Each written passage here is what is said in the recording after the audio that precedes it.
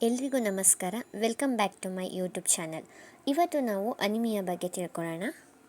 Anaemia ಅಂತ ಅಂದರೆ red blood cell ಮತ್ತು ಇಮೋಗ್ಲೋಬಿನ್ ಪ್ರೊಡಕ್ಷನ್ ಆಗೋದು ಕಮ್ಮಿ ಆಗುತ್ತೆ. ಈ ಒಂದು ಕಂಡೀಷನನ್ನು ನಾವು ಅನಿಮಿಯಾ ಅಂತ ಕರಿತೀವಿ. ಈ ಪಿಕ್ಚರನ್ನು ನೋಡಿ ನಿಮಗೆ ಡಿಫ್ರೆನ್ಸ್ ಗೊತ್ತಾಗುತ್ತೆ. ನಾರ್ಮಲ್ ಆಗಿ ಇದ್ದಾಗ ರೆಡ್ ಬ್ಲಡ್ ಸೆಲ್ ಜಾಸ್ತಿ ಪ್ರೊಡಕ್ಷನ್ ಆಗುತ್ತೆ ಆ್ಯಂಡ್ ಅನಿಮಿಯಾ ಇದ್ದಾಗ ರೆಡ್ ಬ್ಲಡ್ ಸೆಲ್ ತುಂಬಾ ಕಮ್ಮಿ ಪ್ರೊಡಕ್ಷನ್ ಆಗುತ್ತೆ.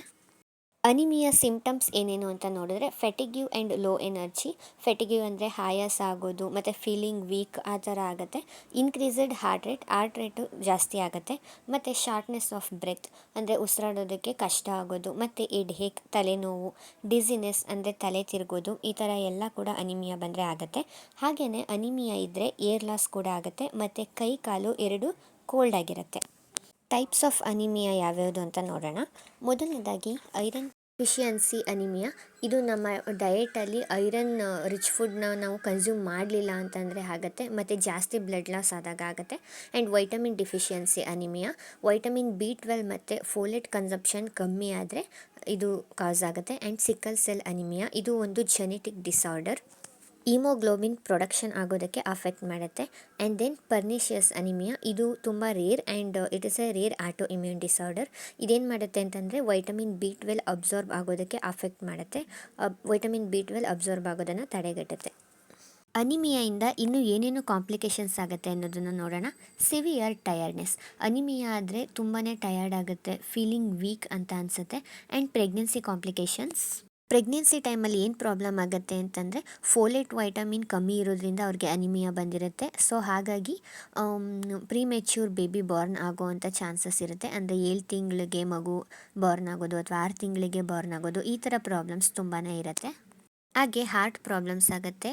ಏನಾಗುತ್ತೆ ಅಂತಂದರೆ ಹಾರ್ಟ್ ಬೀಟ್ ರ್ಯಾಪಿಡಾಗಿ ಅಂದರೆ ತುಂಬ ಫಾಸ್ಟಾಗಿ ಬಡ್ಕೊಳ್ಳೋಂಥದ್ದು ಅಥವಾ ಇರ್ರೆಗ್ಯುಲಾರಿಟೀಸ್, ಹಾರ್ಟ್ ಸರಿಯಾಗಿ ಬೀಟ್ ಮಾಡೋದಿಲ್ಲ, ಈ ಥರ ಪ್ರಾಬ್ಲಮ್ಸ್ಗಳಾಗತ್ತೆ. ಆ್ಯಂಡ್ ಡೆತ್ ಸಮ್ಟೈಮ್ಸ್ ತುಂಬ ಬ್ಲಡ್ ಲಾಸ್ ಆಗಿ ಅನಿಮಿಯಾ ಬಂದರೆ ಅಂಥ ಟೈಮಲ್ಲಿ for example sickle cell anaemia ಇದು ಜಾಸ್ತಿ ಆದರೆ ತುಂಬ ಸಿವಿಯರ್ ಆಯಿತು ಅಂತಂದರೆ ಡೆತ್ ಆಗೋ ಚಾನ್ಸಸ್ ಕೂಡ ಇರುತ್ತೆ. And menstrual irregularities.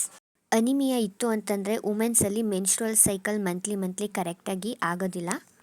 So menstrual problems ಅವ್ರಿಗೆ ತುಂಬಾ ಇರುತ್ತೆ.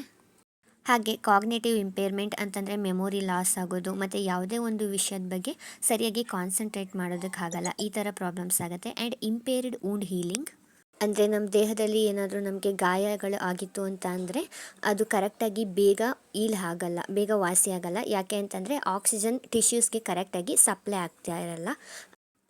ಈಗ ಅನಿಮಿಯಾನ ಹೇಗೆ ಪ್ರಿವೆಂಟ್ ಮಾಡ್ಬೋದು ಅನ್ನೋದನ್ನು ನೋಡೋಣ. ಇನ್ಕ್ರೀಸ್ ಐರನ್ ಇಂಟೇಕ್ ಅಂತಂದರೆ ನಾವು ಪ್ರತಿದಿನ ತಿನ್ನುವಂಥ ಆಹಾರದಲ್ಲಿ ಐರನ್ ರಿಚ್ ಇರೋವಂಥ ಫುಡ್ಡನ್ನು ಇನ್ಕ್ಲೂಡ್ ಮಾಡ್ಕೋಬೇಕು. ಫಾರ್ ಎಕ್ಸಾಂಪಲ್ ನಾನ್ ವೆಜ್ ತಿನ್ನೋರಿಗೆ red meat, poultry, fish and lentils ಮತ್ತು ಫೋರ್ಟಿಫೈಡ್ ಫುಡ್ಸನ್ನು ತಿನ್ನಬೇಕು. ಹಾಗೆ vitamin C rich foods, for example citrus fruits ಅಂತ ಅಂದರೆ lemon, orange, tomato, broccoli, strawberries, ಈ ಥರ ಫುಡ್ಸನ್ನು ತಿನ್ನಬೇಕು. ಯಾಕಂದರೆ ವೈಟಮಿನ್ C ಅಲ್ಲಿ ರಿಚ್ ಇರೋವಂಥ ಫುಡ್ಸು ಐರನ್ ಅಬ್ಸಾರ್ಪ್ಷನ್ ಆಗೋದಕ್ಕೆ ಹೆಲ್ಪ್ ಮಾಡುತ್ತೆ. ಹಾಗೆ folate rich foods like green leafy vegetables ಮತ್ತು ಕಾಳುಗಳು ಮತ್ತು ಫೋರ್ಟಿಫೈಡ್ ಸೀರಿಯಲ್ಸ್. ಹಾಗೆ ಅವಾಯ್ಡ್ ಇನ್ಹಿಬಿಟರ್ಸ್ ಅಂತಂದರೆ ಕಾಫಿ, ಟೀನ ಕುಡಿಯೋದನ್ನು ನಾವು ಕಡಿಮೆ ಮಾಡಬೇಕು ಅಥವಾ ಪೂರ್ತಿ ಅವಾಯ್ಡ್ ಮಾಡಿದ್ರು ಕೂಡ ಒಳ್ಳೆಯದು. ಯಾಕಂತಂದರೆ ಟೀ ಮತ್ತು ಕಾಫಿಯಲ್ಲಿ ಕೆಫೆನ್ ಕಂಟೆಂಟ್ ಇರುತ್ತೆ. ಸೊ ಕೆಫೆನ್ ಏನು ಮಾಡುತ್ತೆ ಅಂತಂದರೆ ನಮ್ಮ ಬಾಡಿಯಲ್ಲಿ ಐರನ್ ಅಬ್ಸಾರ್ಬ್ ಆಗೋದಕ್ಕೆ ಬಿಡೋದಿಲ್ಲ, ಐರನ್ ಅಬ್ಸಾರ್ಬ್ ಆಗೋದನ್ನು ತಡೆಗಟ್ಟುತ್ತೆ. ಹಾಗಾಗಿ ಟೀ ಮತ್ತು ಕಾಫಿನ ನಾವು ಅವಾಯ್ಡ್ ಮಾಡಬೇಕಾಗತ್ತೆ. ಐ ಹೋಪ್ ನಿಮಗೆ ಈ ವಿಡಿಯೋ ಇಷ್ಟ ಆಗಿದೆ ಅಂತ. ಇಷ್ಟ ಆಗಿದರೆ ಲೈಕ್ ಮಾಡಿ, ಶೇರ್ ಮಾಡಿ, ಕಮೆಂಟ್ ಮಾಡಿ. ಧನ್ಯವಾದಗಳು.